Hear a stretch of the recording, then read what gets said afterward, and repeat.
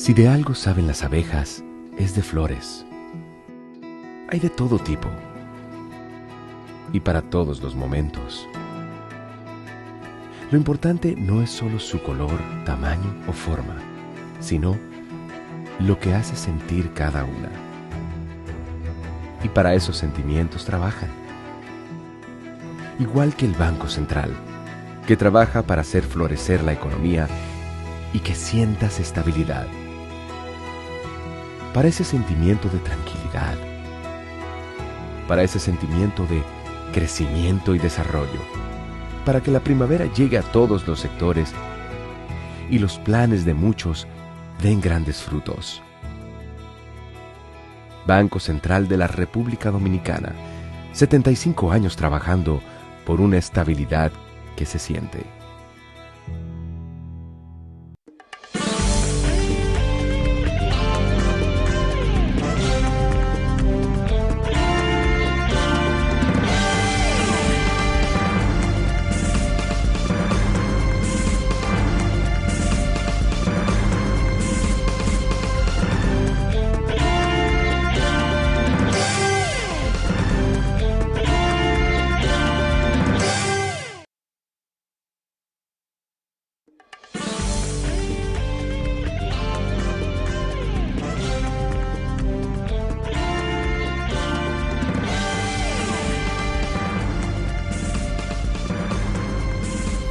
Muy buenas tardes, amables televidentes. Bienvenidos a su cita diaria, crepuscular y nocturna en Teleimpacto, que es al final de la tarde, despidiendo el sol o comenzando la noche. Ponga su caridad en buenas manos. Apoye el Patronato de Lucha contra el Cáncer de Villa González Incorporado, 809-443-8010. También el Hogar Escuela Santo Domingo Sabio, ahí en la Independencia, esquina Gregorio Luperón, en Santo Domingo. Digno de apoyo esa institución que regentan los salesianos de la Iglesia Católica y que tiene un patronato también de gente muy buena, muy importante, gente que ha estado con firmísima decisión participando de la dirección de esa institución de servicio a jóvenes en alto riesgo. Hay que apoyar a esa gente, hay que apoyar a los salesianos y al país. Bueno, hubo aumento a la gasolina, 9 pesos y 7 pesos, 9 más, es decir, van 24 por mes. Ay, Dios mío. Y 7 a la otra, la corriente. Eso fue lo que vi aquí en el Nacional de hoy. No pude ver más detalles de los demás combustibles, pero estamos claros con eso, porque uno sabe que el gobierno no va a poder asumir todo aquello. Los subsidios de eso. Por tanto, tiene que haber sacrificios.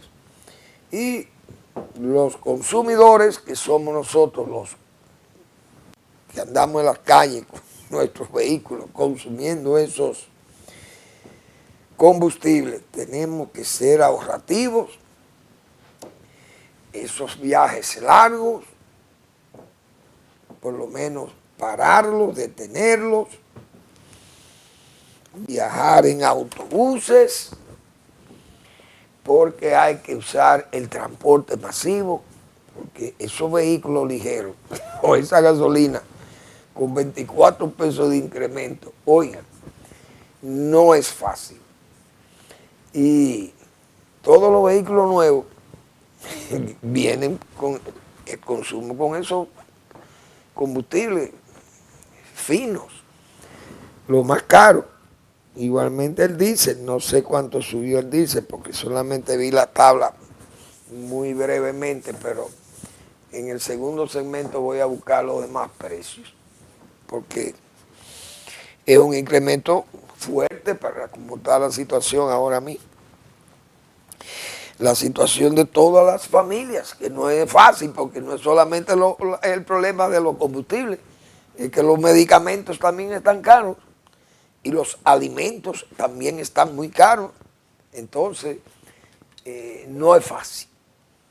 Hay mucha dificultad y la gente se resiente cuando pasan estas cosas, porque lamentablemente quienes consumimos somos los que tenemos que pagar, indiscutiblemente. Pero bien, vimos este acto de la Suprema Corte de Justicia. Muy bien.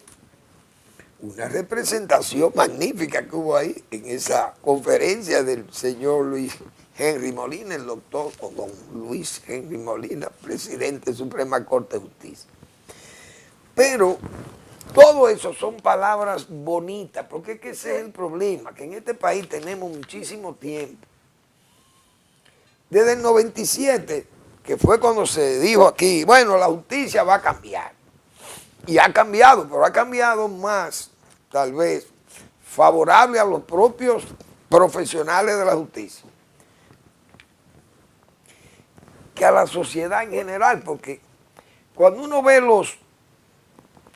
los fallos no corregidos, cuando uno ve tanto dispendio judicial, la tardanza en hacer los juicios, entonces la gente dice, bueno, pero se habla de planificación estratégica de la justicia. Esas son palabras de don Luis Henry Molina. La gobernanza, la planificación estratégica es la base de la gobernanza que garantiza sentencias ejecutables y una justicia abierta al ciudadano. Esto dicho así, muy bien, se ve bonito, pero la justicia ha sido efectiva, ha sido eficaz, ha sido ágil. Entonces la gente de lo que se queja es que no se fallan estos casos y los jueces como que andan manoseando con esto y complaciendo a los abogados y a los inculpados. Cuando los inculpados mismos le dicen los inculpados le dicen a los jueces, miren, condénenme, pero ni así condenan los jueces, digo yo. ¿Por qué? Cuando usted argumenta extinción de un expediente de eso, y yo estoy hablando como agrónomo, pues yo no soy abogado, pero cuando usted pide extinción de un expediente de eso porque usted le tiene miedo a las pruebas, es que esas pruebas que ha llevado el Ministerio Público entonces son contundentes y legítimamente tomadas como pruebas válidas. Si usted le huye al juicio es porque usted sabe que esas pruebas son contundentes. Entonces los jueces saben eso. Entonces si los jueces saben eso, ¿por qué no actúan? ¿Por qué no condenan? ¿Por qué están complacientes? Entonces eso es lo que a la gente le molesta. No es discurso bonito y que usted reúna ahí a todo el presidente de la República, al expresidente Leonel Fernández, los presidentes de Cámara, de Congreso y toda una, bueno, diríamos la crema innata, como se dice, del poder. Lo reúne usted allí, le hace un discurso muy bonito, toda la gente que se ven ahí, se ven organizados, limpios, se ven muy bonitos, se ve muy bien el acto. Pero el problema es que no es ágil esa justicia. Por ejemplo, con el caso de Yesé, ya llevan un año. La señora Procuradora General de la República señaló que no va a haber retraso, porque ese es el problema de la justicia, es el retraso y además jueces venales y fiscales venales, porque a cada rato están ahí, pero yo creo que donde menos se aplica la justicia es en la justicia, porque me van a decir a mí que jueces y fiscales no se ve el modus vivendi de ellos para usted darse cuenta que las cosas andan mal. ¿Por qué? Porque usted veía antes, los jueces de antes, vamos a llamar de la era de Trujillo, esos jueces, usted veía cómo vivían los jueces en los pueblos y en las ciudades, era gente modesta, ahí no había, porque ahí no un juez de eso no se atrevía. No a fallar en contra de un miembro del gobierno o de la familia que gobernaba aquí en forma dinástica casi, o casi no, más que dinástica, imperial. Era un César o cesárea, una familia cesárea. Y los jueces aquí, todo el mundo sabe que los jueces vivían en forma modesta. Pero ¿qué pasó? Desde que llegó la democracia, desde que se soltaron las amarras, ya comenzó a liquear, como se dice, el sistema judicial. Porque los jueces venían de esa, diríamos, hambrientos, jueces y fiscales, y comenzó esa corrupción rampante. Y ¿cuáles eran las quejas? Que el propio Joaquín Balaguer llegó a decir que era un verdadero mercado persa, la justicia. Bueno, visto así se ha dicho, no, ya ha mejorado la justicia. Lo que han mejorado son las condiciones para trabajar en la justicia. Mejores salarios, las salas de tribunales se han arreglado, pero esa no es la verdadera justicia. La gente lo que quiere es que se agilicen los juicios, que sean eficaces los juicios, que a la gente se le condene, al criminal, al que comete los crímenes, que se le condene severamente, como diga el código, porque no es que tampoco el juez tiene que condenar porque le dé la gana. Pero que también el desamparado tenga seguridad en esa justicia, porque esa es otra. El que puede pagar para que condenen o liberen, todo el mundo sabe que en este país hay de todo en ese sistema judicial. Porque los mismos abogados, los mismos jueces serios y todo el que tiene carácter de verdad para trabajar con seriedad, el que es ejemplar, lo confiesa, porque lo vive ahí. Entonces pónganse a trabajar y los jueces que sean serios y los fiscales que sean serios, porque fíjense ese fiscal como fue detectado. Pero ustedes creen que nada más es porque andaba con una funda de dinero. Son el modus vivendi. Él no podía soportar ese fiscalucho o ese muchacho jovencísimo. Él no resistía a tener tanto dinero, recibir tanto dinero. Porque la riqueza, por eso es que no se puede ocultar. Porque usted con esas árganas de dinero, usted lo primero que comienza a pensar en los bienes de lujo. Y el muchacho que comenzó a comprar vehículos caros, a usar ropa y relojes caros, a comprar apartamentos, y eso se ve en la familia jurídica que está al lado de él. Se dan cuenta que ese es un modus operandi, un modus vivendi que no va acorde con los ingresos que él tiene. Entonces se le hace todo aquel trabajo, qué sé yo, de evidencia, bueno, y el muchacho cae recibiendo dinero, porque eso es, pero a él se le podía involucrar, o mejor dicho, investigar por posesión de bienes que no iban acorde con sus ingresos. Y eso lo iba a evidenciar inmediatamente. Eso es lo que pasa en la justicia. Entonces la justicia aquí no es con discurso que se va a arreglar. Es con carácter, con seriedad, y gente que sea de verdad, que sea seria, que se le pague bien, excelente, porque eso no tiene nada. Eso es correcto, que ganen bien los jueces, que tengan buenos salarios, pero es que sean serios. Eso es lo que queremos, que sean serios y que condenen a todo lo que esta gente, todo lo que tiene crimen y está imputado, que lo juzguen. Hoy aquí no los vemos como que están los juicios. 6 años dando tumbo, manoseando los jueces y concediendo tiempo y más tiempo y nada. Y los propios imputados. Mire, ese magistrado, ya eso está extinguido, ya ese juicio no puede seguir. ¿Por qué? Porque él sabe que si sigue el juicio están las pruebas y las pruebas son contundentes.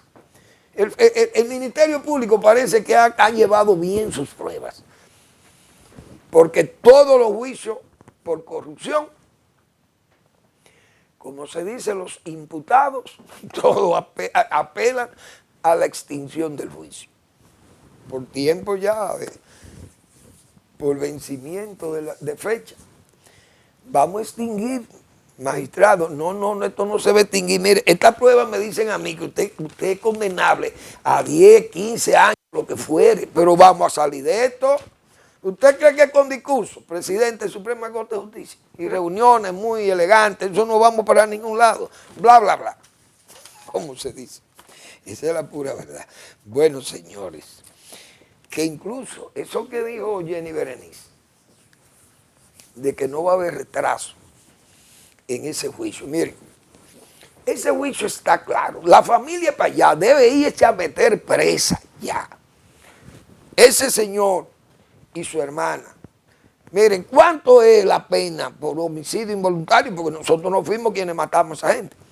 Pero según la ley o el código, eso yo dice que son 2 años. Miren, nosotros nos vamos a meter presos porque esto no tiene escapatoria, porque habrá apelación exculpatoria para ese juicio. Miren, ¿qué es lo que dice el juicio? 2 años. Nosotros vamos a ir presos 2 años. Y vamos a compensar las familias que hagan sus reclamos. Nosotros le vamos a compensar en la medida de las posibilidades que nosotros tenemos. Nosotros nos vamos a declarar no pobres, pero que no podemos hacerle frente a todas las demandas comerciales que no las demandas judiciales que no hagan, porque nosotros no tenemos dinero. Si hay que entonces esperar para ese juicio, tendríamos que esperar. Pero nosotros, si son 2 años, los vamos a irlo a cumplir, porque es que ya eso no tiene escapatoria. Entonces, esos familiares están sufriendo y todo este Ministerio Público, la gente le tiene miedo a ese juicio. ¿Por qué? Porque se va a desgastar, igual que como están pasando con los demás, con los juicios de corrupción. Esa gente, eso es para allá, miren, vayan y métanse presos los 2 años y compensan, y ustedes van a salir mejor parados ante la sociedad.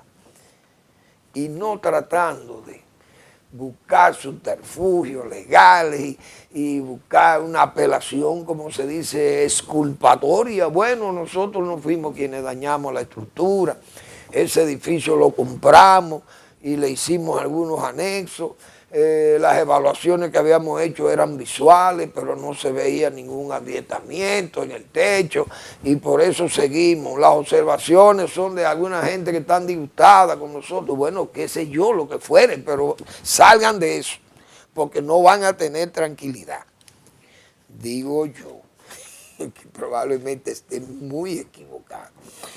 Bueno, entonces, señores, la ética pública está en el suelo en este país. Dios mío. Y yo no voy a culpar a la dirección de ética de que esta gente de la Cámara de Cuentas hayan cometido esta imprudencia o este acto de corrupción, porque ese es un acto de corrupción. Falta de ética pública, porque esa gente hacerse de su propio beneficio, que ellos podrían decir, bueno, los legisladores hacen lo mismo.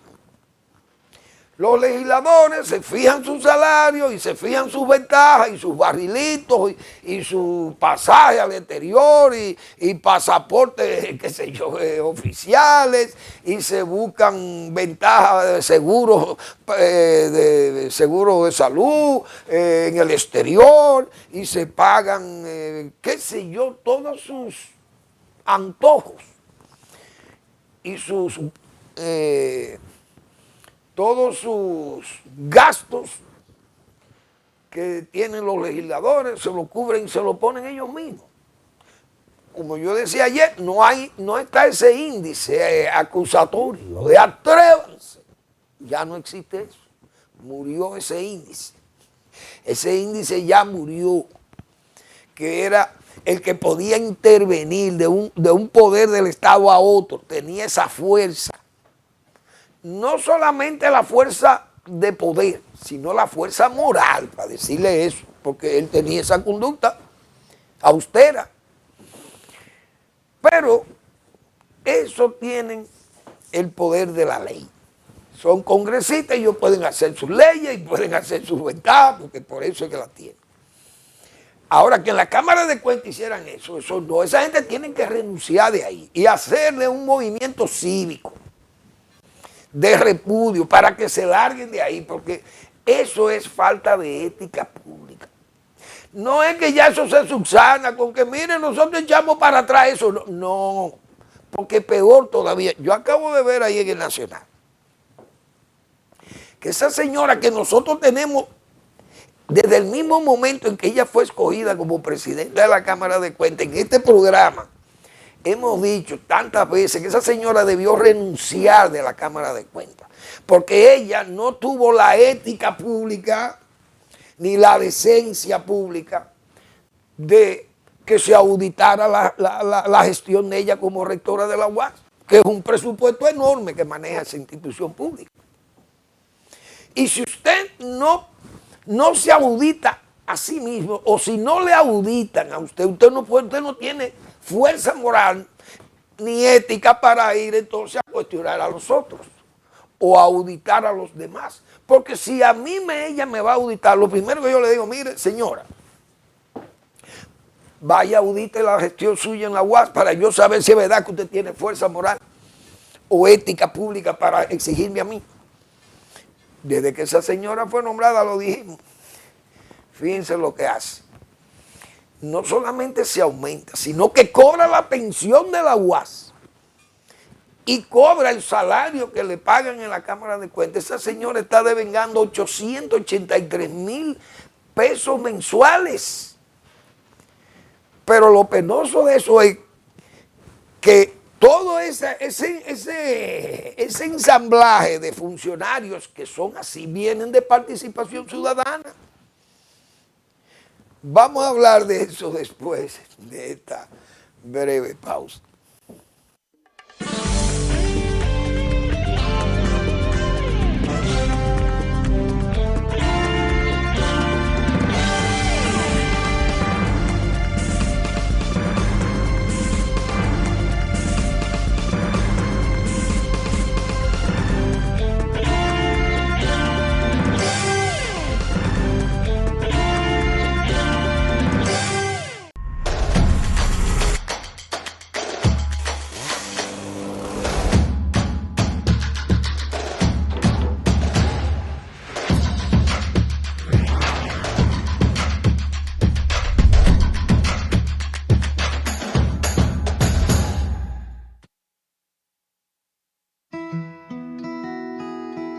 Si de algo saben las abejas, es de flores. Hay de todo tipo y para todos los momentos. Lo importante no es solo su color, tamaño o forma, sino lo que hace sentir cada una. Y para esos sentimientos trabajan. Igual que el Banco Central, que trabaja para hacer florecer la economía y que sientas estabilidad. Para ese sentimiento de tranquilidad, para ese sentimiento de crecimiento y desarrollo, para que la primavera llegue a todos los sectores y los planes de muchos den grandes frutos. Banco Central de la República Dominicana, 75 años trabajando por una estabilidad que se siente.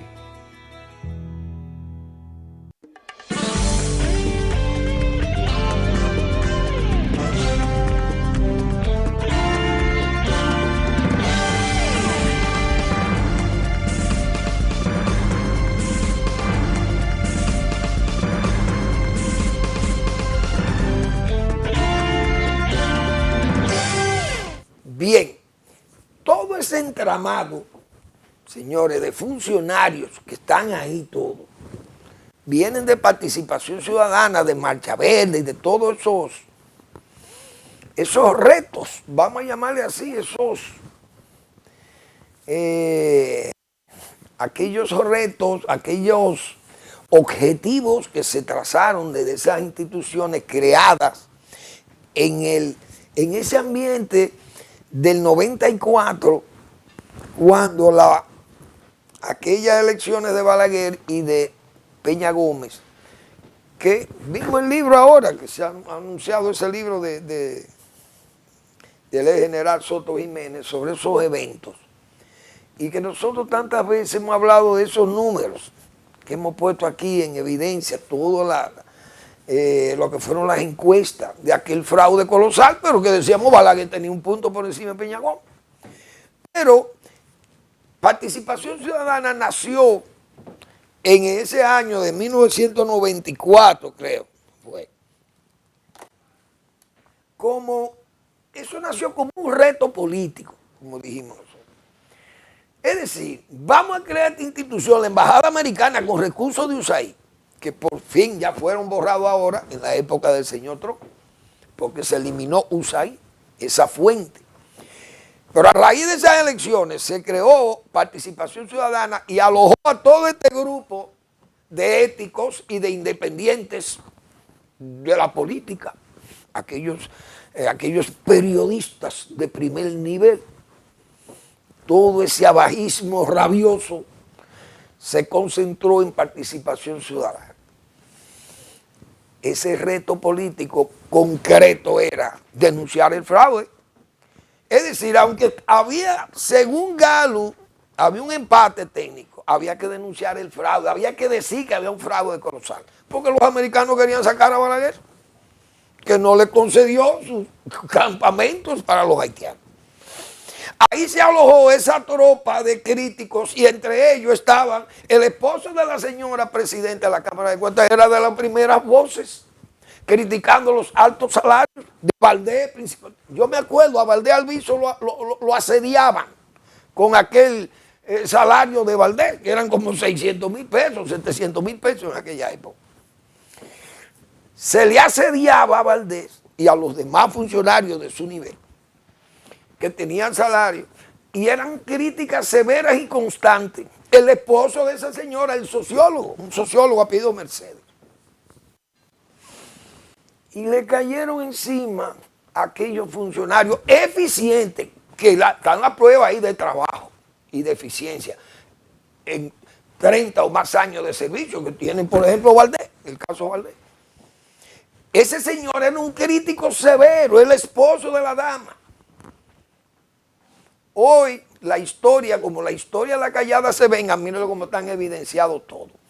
Así ha pasado con los demás, pensiones para sus mujeres, nombrándole los hijos en cargos diplomáticos, los mismos periodistas independientes, todos en cargos diplomáticos y otros forrados de dinero público. Tanta crítica que le hacían a los balagueristas y a Balaguer y a la gente del PLD y a todo el mundo. Y ahí están todos evidenciados porque la historia en la Callada se venga. Fíjense cómo ha salido todo a relucir cuando esta gente fueron a Marcha Verde y a Participación Ciudadana y todo, la UAS, todos lo tomaron, esos medios tomaron, o mejor dicho, tomaron esas instituciones. Y lo último que hicieron fue que también tomaron el poder junto al PRM haciéndole campaña sobre la base de montar una supuesta marcha verde, aquella Participación Ciudadana. Y todo eso, ese enjambre de siglas de muchísimas ONG que se engancharon en ese tren y hoy están todos en el gobierno pasando vergüenza. Muchos de ellos, porque hablaron tanto disparate, hablaron tantas cosas que hoy han tenido que tragarse la lengua, como se dice. Se le ha ablandado la base de la lengua, se le ha ido para atrás, se han callado, porque como tantas veces hemos dicho aquí, la historia la callada se venga. El esposo de esa señora presidenta de la Cámara de Cuentas, me imagino yo que no podrá hablar. A ese se le ablandó la base de la lengua y tendrá que tragársela, sus palabras. Que ese es el problema. Y a mí me satisface que pasen esas cosas porque, no porque perjudiquen al país, porque uno no quiere que se perjudique el país, ni la administración pública. Pero nosotros tenemos aquí, desde que esa señora fue nombrada ahí, repito, hemos estado señalándole la falta de ética de ella, de ética política, de ética administrativa. porque usted no puede, repito, ir a exigirle a una institución o a un administrador de una institución pública, exigirle una conducta de manejo de bienes públicos cuando usted no se ha auditado usted mismo, sabiendo uno el caos, el desorden que hay en esa Universidad Autónoma de Santo Domingo, porque a mí me enteraron en forma muy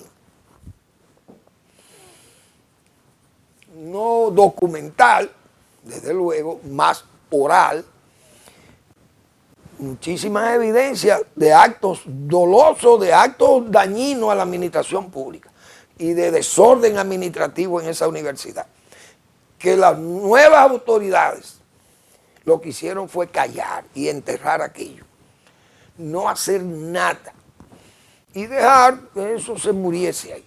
Y así pasó. Fíjense dónde la engancharon inmediatamente la dama, porque todo es un proceso, es un modelo, un reto que se crea político para una, qué sé yo, con un objetivo único de controlar bienes públicos o de estar en el poder y administrar áreas que son para ellos. Y así que se ha manejado este país, y se han manejado mucho de esa izquierda de este país, que asquea. Eso es la pura verdad, asquea. Ahí están, todos están en lo mismo. No hay uno que se distingue, no ha espigado uno de participación ciudadana, uno. No ha espigado con calidad, con seriedad. Todos están ahí evidenciados como logreros. Lo que es eso es un área de logrerías. Para eso es que ha servido Participación Ciudadana y todos esos grupos que se han asociado ahí. Pero así es que están todos evidenciados, repito. No escapan ninguno de ellos. Qué bueno que la historia, como se dice, a la callada se venga. Dios mío. Bueno, entonces, el gobierno está invitando a los diálogos. Pero dijimos nosotros aquí que muchas veces ahí hay gente que lo que va a hacerse complaciente. Vamos a hacer un diálogo para que los precios se estabilicen y no suban. Fueron a hacerle promesa al presidente de la República, el CONE, los comerciantes, la Junta Empresarial Dominicana, los productores agropecuarios. Presidente, duerma tranquilo, nosotros no vamos a mantener los precios estables.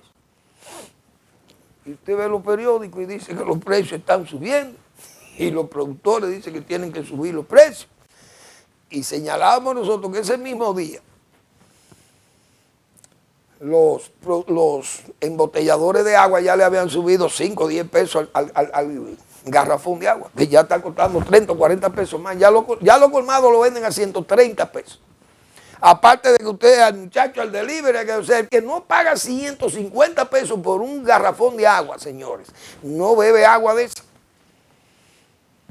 Oigan cómo es, repito, 150 pesos, porque el precio es 130, pero ningún muchacho de eso lo sube si usted no le da una propina. Y hay que darle la propina al delivery. Entonces, ese garrafón de agua, señores, que eso comenzó, yo me acuerdo esos precios, pero eso eran 5 pesos, después 10 pesos, y 15, y 20, y 30, bueno, y miren por dónde va el garrafón de agua de 5 galones, 130 pesos del colmado. Es decir, todo ese tupido y crecido herbazal de compromisos con el presidente se volvió agua de borrajas. Eso mismo pasa con el diálogo, con los otros diálogos.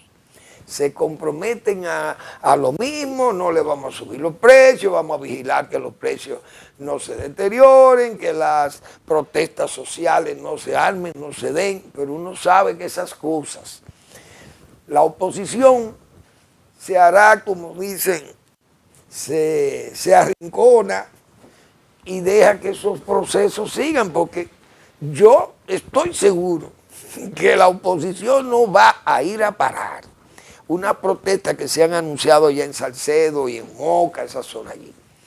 hay problemas, aparecen por ahí, la gente, los caminos, los puentes. Dijimos en Moca 7 puentes. Yo me imagino con estos problemas de lluvia. Y que ojalá el gobierno tempere a eso, las autoridades principales, no solamente el gobierno, los alcaldes que hablan muchísimo disparate y que aspiran a ser presidentes de este país. Fájense ahora que ahí hay anunciado un problema muy serio de lluvia y de inundaciones, que usted lo sabe, que van a venir sábado, domingo y lunes, y que las familias que están atrapadas en todos esos tuburios y en todas esas cañadas van a tener que sufrir de nuevo las inundaciones, los arrastres y los daños a Juárez, a las pocas cosas que le acompañan en esos tuburios, porque imagínense cómo es que vive la gente ahí.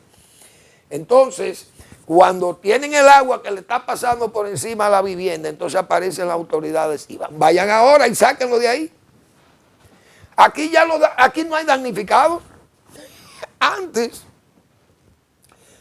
pero no es antes que hace 50 años. Ayer prácticamente se sacaban de los barrios, de las zonas marginales, de esas zonas que eran muy vulnerables a las inundaciones, a los arrastres. Se llevaban a los damnificados, se llevaban a las personas y los alojaban en escuelas, los alojaban en ciertos lugares. Ya no hay damnificados. Después de estos planes sociales y de todos estos subsidios que tienen los gobiernos, que desde el PLD, ya los damnificados ya no existen. Le llevan dinero o comida y defiéndanse de las aguas como ustedes puedan. Parece que así es que está el sistema de rescate o de ayuda o de socorro en este momento. Bueno, en los hospitales se recargan las medicinas, los medicamentos. La policía se organiza, la defensa civil, el COE trae una serie de vehículos y de equipos. El 911 tiene sus ambulancias disponibles, así el socorro, pero no hay damnificados. Dios mío. Entonces, si es verdad como se anuncian esas aguas, hay que ponerle atención a eso, que vayan antes. Yo quiero ver los alcaldes de Santo Domingo Oeste, Santo Domingo Norte, el Distrito Nacional, Santo Domingo Este, los Alcarrizos, Pedro Brán y todas esas zonas inundables ahí.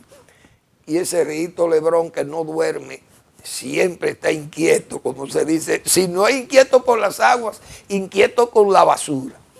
Entonces, que se prepare la autoridad y vaya con tiempo y saque o aleje gente de ahí para que después no digan o tengan que lamentarse casos muy graves de arrastre de niños y de cosas. Ahí apareció una persona muerta, arrastrada por el río Lebrón. Y ese no se había contado. Y quién sabe si hubo más. Nadie lo sabe.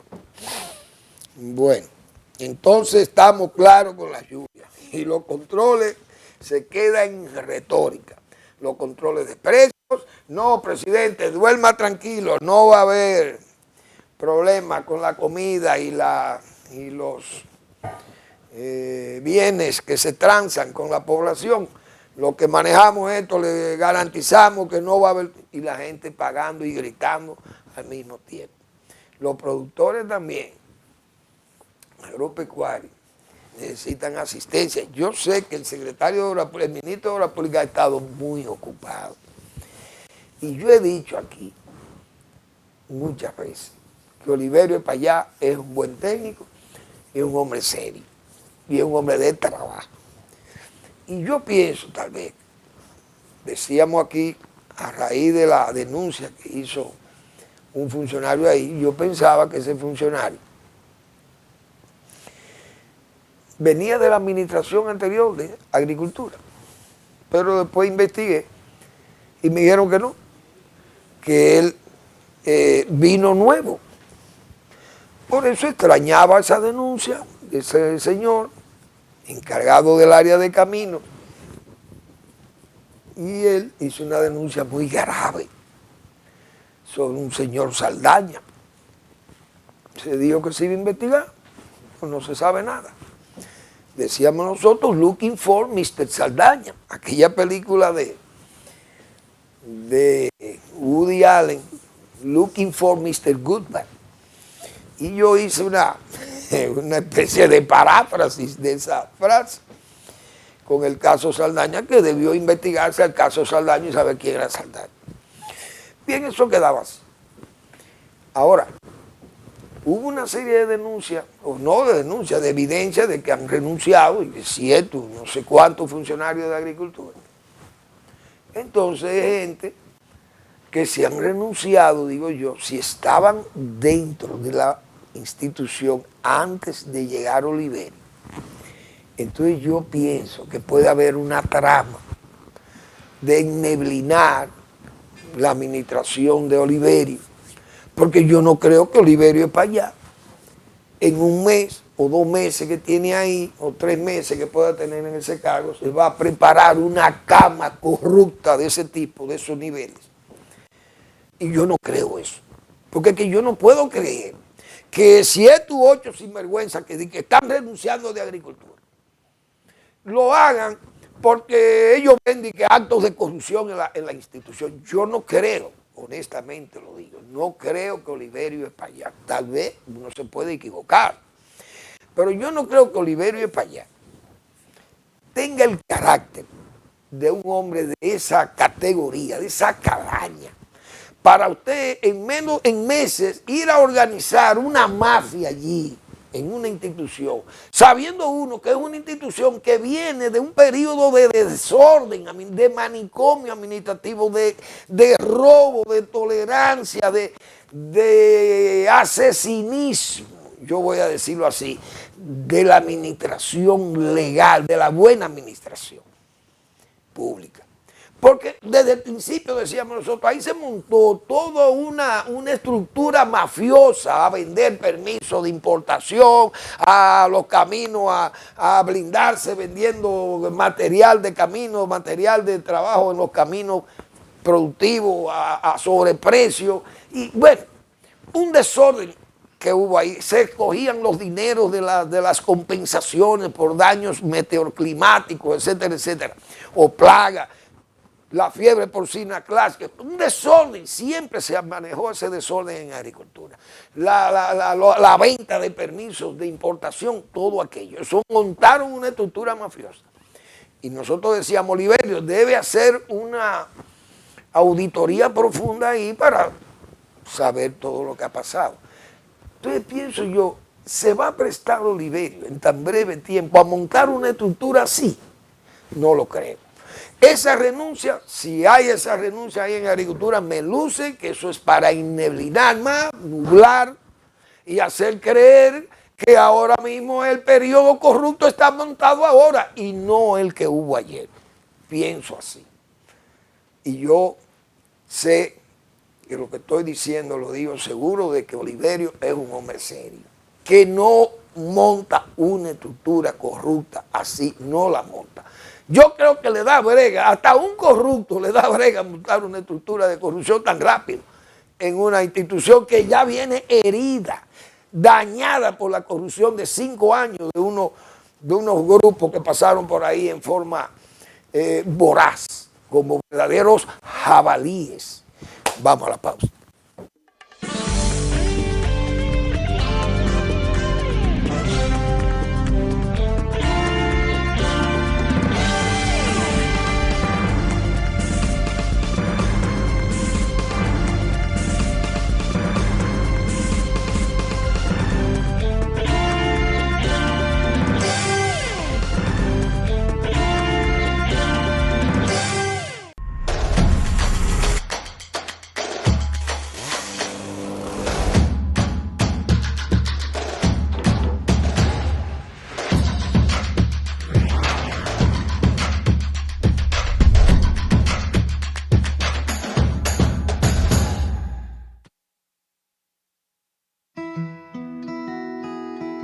Si de algo saben las abejas, es de flores.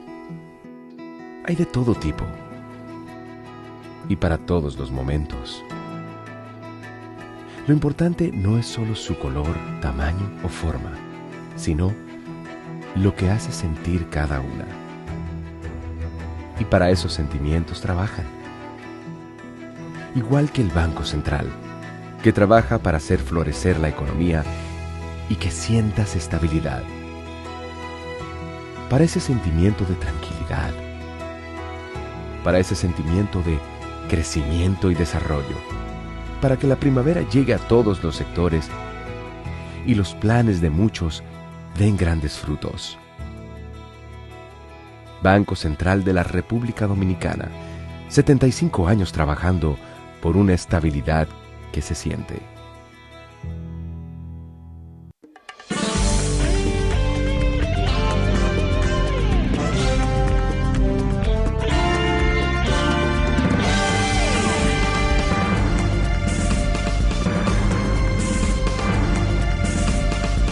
Bien, vamos a publicar la lista de los precios de los combustibles. Semana del 11 al 17 de abril de 2026. Gasolina premium, 314,10, sube 9 pesos. La gasolina regular, 294,50, sube 7 pesos. El gasoil óptimo, 266,10, sube 6 pesos. Y 9 pesos. Uf. Y el gasoil regular, 246,80, sube 7 pesos. El gas licuado se mantiene en el mismo precio, 137,20, ese es el precio que tiene. Y el gas natural, 43,97, parece que también se mantuvo. El Aptur subió 6,85. Bueno, ahora se me cubrió ahí. 6,85. El Fuel Oil bajó 3,76 a 195,88. El Fuel Oil al 1% bajó 6,68. Y el kerosene subió 401,90, 6,70 subió. Ese es el que usan los aviones, el Aptur, creo que es, pero no. El Aptur subió 6,85, 357,31. Es decir, los pasajes van a estar más caros, los pasajes aéreos, el fuel oil, eso es para producir energía, probablemente las plantas energéticas que usen fuel oil, le mantienen un precio más bajo ahí como para que sobrevivan. Está bien.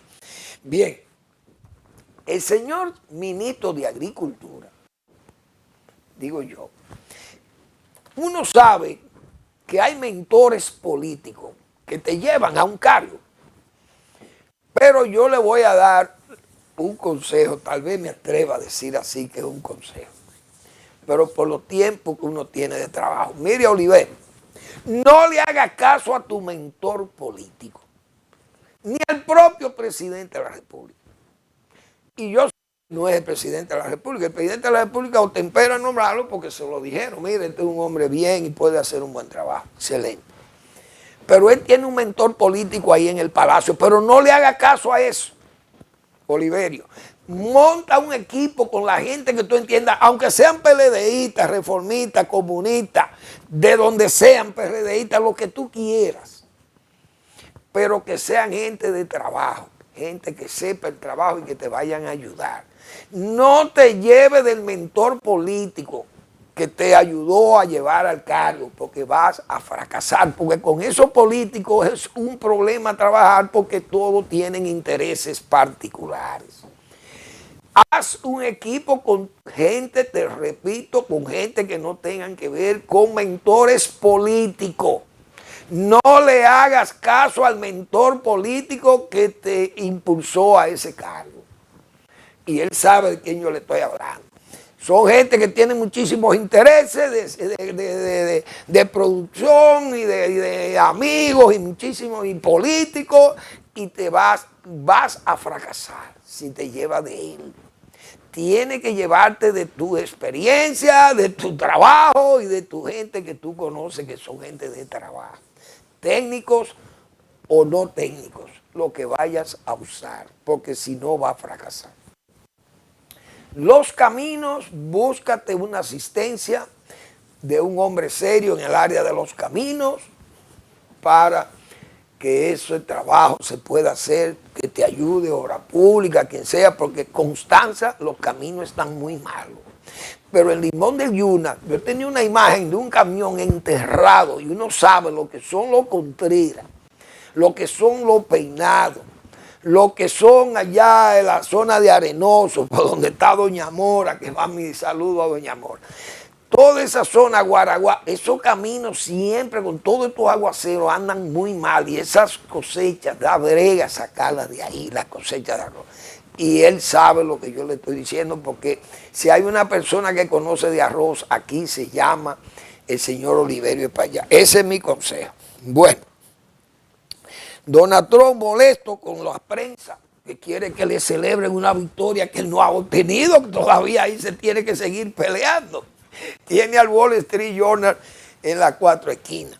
Vi una opinión del señor Guido Gómez Mazara, teórico político, de que el PLD desaparecería si gana Leonel Fernández. No desaparece. Leonel no destruye partido. Ni al Reformista, ni al PRD se pudieron destruir. El PLD no destruyó al PRD ni al Partido Reformista. Todavía están ahí vestigios de ellos. ¿Por qué? ¿Por qué esa opinión de Guido Gómez Mazara? Porque ellos saben que para meterle miedo al PLD, es decirle, miren, no se unan a Leonel, trabajen contra Leonel para que Leonel no gane, porque Leonel lo va a destruir. No, lo que lo va a destruir es el abajismo a ellos si se mantiene el PRM montado ahí, que le va a meter 8 años más al PLD, más la cárcel que le espera a toda su gente. Eso es lo que tienen que pensar los PLDistas, porque no es verdad que esa tesis de Guido tiene validez. Eso simple y llanamente es para meterle miedo al PLD. Si hay un partido que ha votado por Leonel Fernández aquí, es el propio PLD.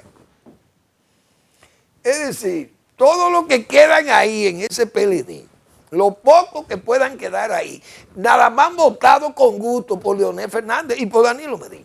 Y por Juan Bosch antes, claro. Pero ni siquiera por Abel votaron con gusto lo que habían ahí. Es decir, que el PLD lo que tiene que garantizar es que Danilo Medina, que es su líder, enderece su cerebro y se ponga donde tiene que estar. Y que bote todo ese pus y que escupa todo ese veneno que lleva acumulado en su pecho y que no lo escupa a lo que fueron sus amigos, sino que lo escupa contra sus enemigos. Pero la política es un asunto de tener los pies bien en la tierra. Y Leonel Fernández, quieras o no, Guido, Leonel se sabe los temas, es un hombre muy prudente y sabe él que no es política de él, de barata, porque ni siquiera el PLD. Al Partido Reformista, que tuvo toda la oportunidad y no lo pudo hacer, o no lo hizo porque no quiso, tal vez, pero es que es difícil usted desarraigar totalmente a gente de un partido político, no es tan fácil. El PRD es la mejor evidencia, está ahí vivo todavía, pequeñísimo, pero es el PRD, sus siglas están ahí y sus hachos. Gracias. Bueno, vamos a anunciarle también al doctor Marino Vinicio Castillo su blog La Pregunta. ¿Y este nuevo ejército estaba de parranda o descansando? Bueno, vamos a ver qué va a pasar en ese nuevo ejército de Haití. Con eso que va a pasar ahí uno no sabe, porque eso es cruzar los dedos. Les recuerdo que el libro Trujillo de Cerca de don Mario Rick Vitini está a la venta en la librería Cuesta. Usted puede adquirir esa magnífica obra de don Mario, con muchos detalles interesantísimos de la era de Trujillo, de esa personalidad que llenó un espacio muy amplio de la historia dominicana contemporánea. Gracias por su atención. Nos vemos el lunes en otra entrega de Al Final de la Tarde, Despidiendo el Sol o Comenzando la Noche.